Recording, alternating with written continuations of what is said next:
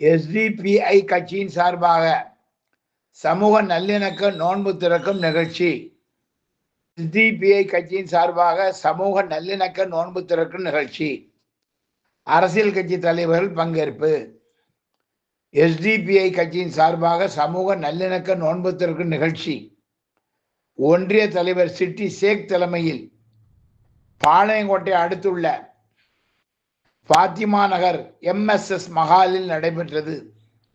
SDPI கட்சியின் மாநில தலைவர் நெல்லை முபாரக் இந்த நிகழ்ச்சி சிறப்பு அழைப்பாளர் கலந்து கொண்டு உரை நிகழ்த்தினார்.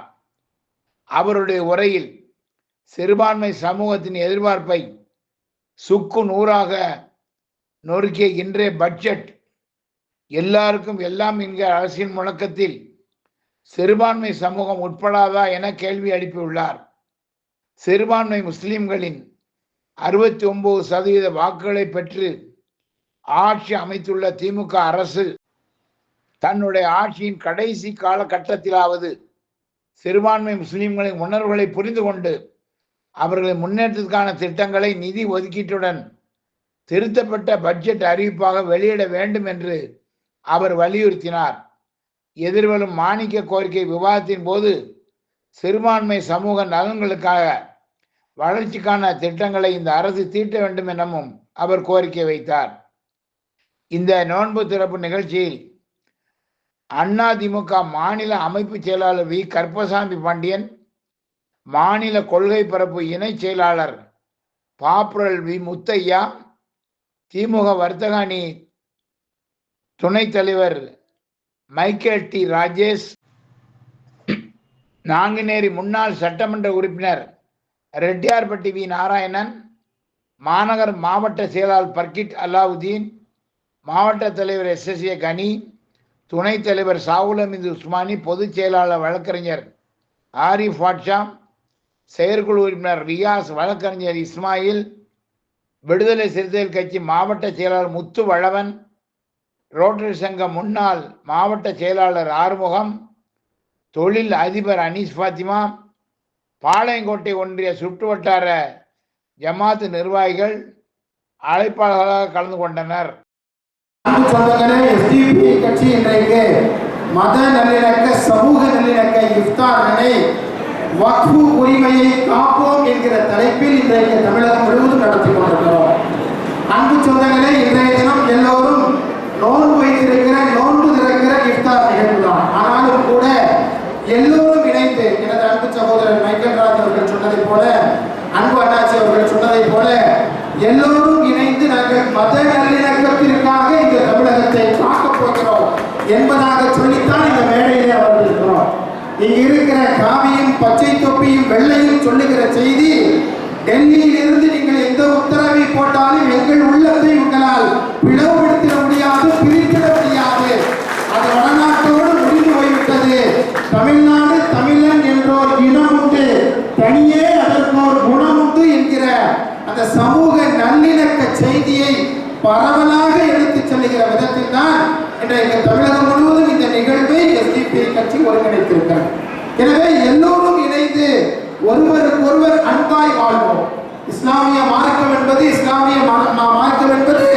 நமக்கு சொல்லித் தருகிற செய்தி என்பது இஸ்லாமின் மார்க்கத்தின் பெயரால் நாம் எல்லோரும் ஒருங்கிணைகிறோம். இது ஒரு சகோதரத்துவ மார்க்கம்.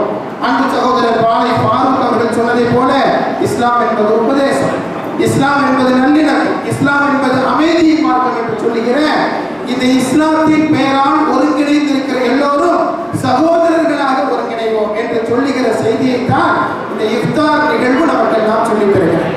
நாம் எல்லாம் இன்றைக்கு அண்ணன்களாக, தம்பிகளாக, மாமன்களாக, மச்சான்களாக வாழ வேண்டும் என்று சொல்லி அன்பு சகோதரர் பாலமுருகன் அவர்கள் தொடர்ந்து சொல்லி வருகிறார்.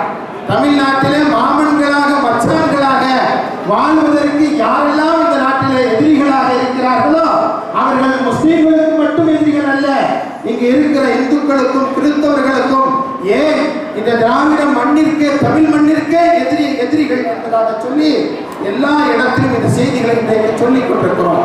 எனவே மத்தியிலே ஆளுபவர்கள் மக்களை மதங்களாக பிளவுபடுத்த நினைக்கிறார்கள்.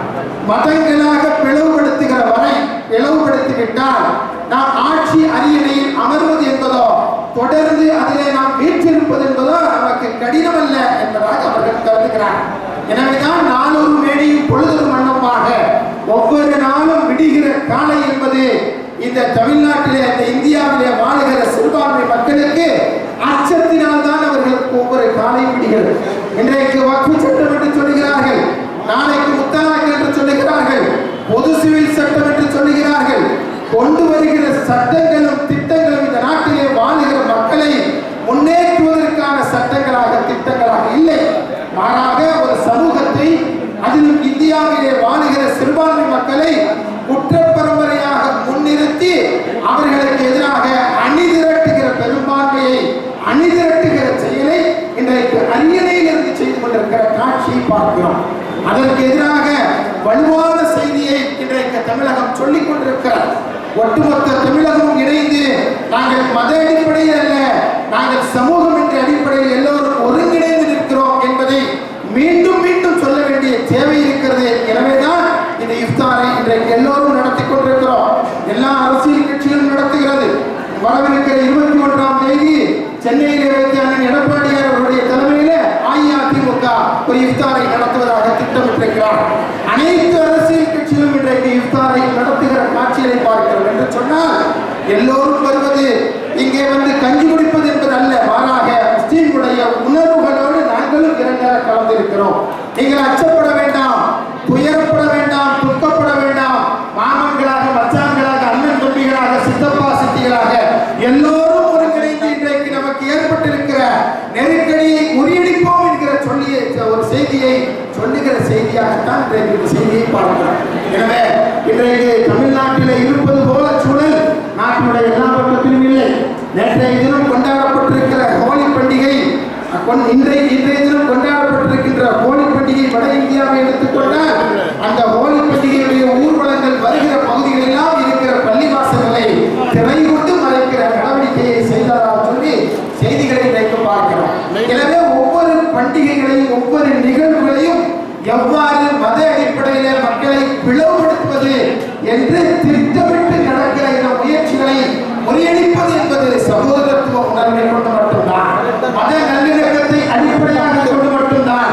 அவர்கள் மாற்றம் அவர்களுக்கு, நமது மாற்றம் நமக்கு என்று சொல்லுகிற அந்த அடிப்படையில் எல்லோரும் இணங்கி வாழ வேண்டிய தேவை இருக்கிறது. இதை உணர்ந்து கொண்டுதான் SDP கட்சி இந்த இஃப்தார் நிகழ்வை இன்றைக்கு ஒருங்கிணைந்திருக்கிறது.